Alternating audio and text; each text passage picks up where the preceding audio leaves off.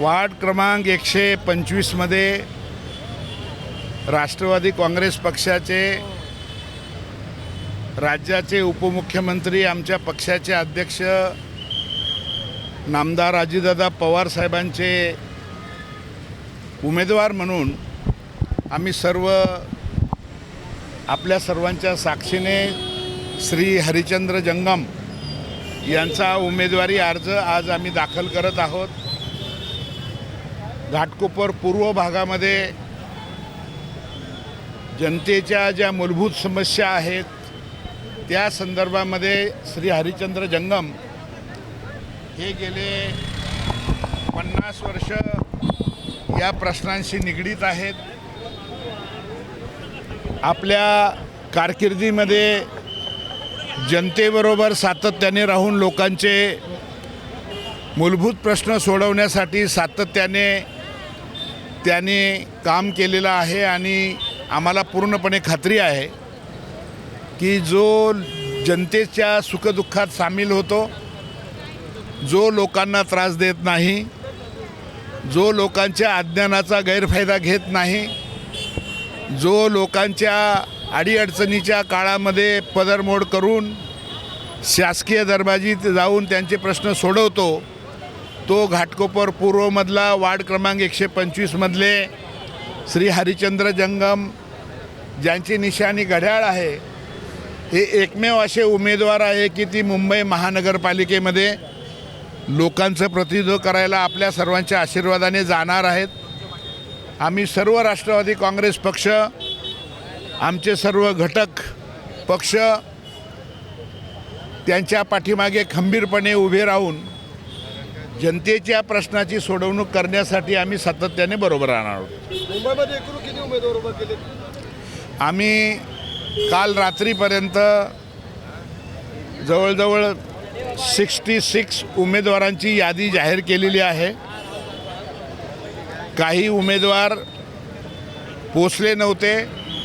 ही संख्या ज्या वेळेला पोचतील त्यावेळेला ही संख्या वाढणार आहे आणि आम्हाला पूर्णपणे खात्री आहे की घड्याळ चिन्हावर श्री अजितदादा पवार साहेब, राष्ट्रीय कार्याध्यक्ष खासदार प्रफुल्ल पटेल साहेब, महाराष्ट्राचे आमच्या पक्षाचे अध्यक्ष खासदार सुनील तटकरे साहेब, या राज्याचे आमच्या पक्षाचे नेते, ज्येष्ठ नेते श्री छगन भुजबळ साहेब यांच्या नेतृत्वाखाली हा पक्ष निश्चितपणे लोकांच्या सेवेसाठी सत्तेमध्ये जाणार आहे।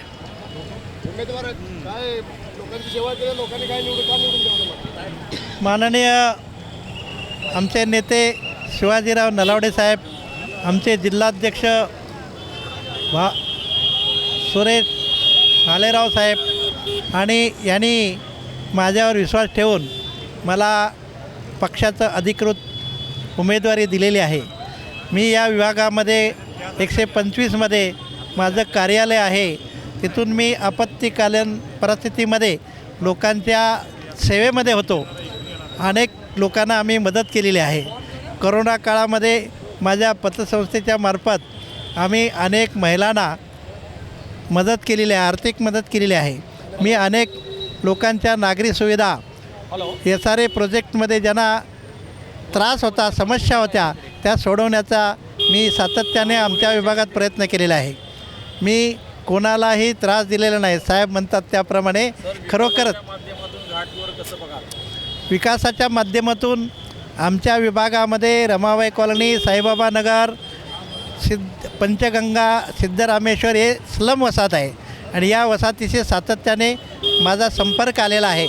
त्यामुळे लोकांना मी अगोदर विचारून, मी उमेदवारी घ्यायच्या अगोदर अनेक मान्यवरांची, नागरिकांची संमती घेतली आणि त्यांच्या पाठिंब्यावर, त्यांच्या समर्थनावर साहेबांना सांगितल्यानंतर मला त्यांनी विश्वासाने पहिल्या यादीमध्ये माझं नाव नलावडे साहेबांच्या आग्रहामुळे आलेलं आहे।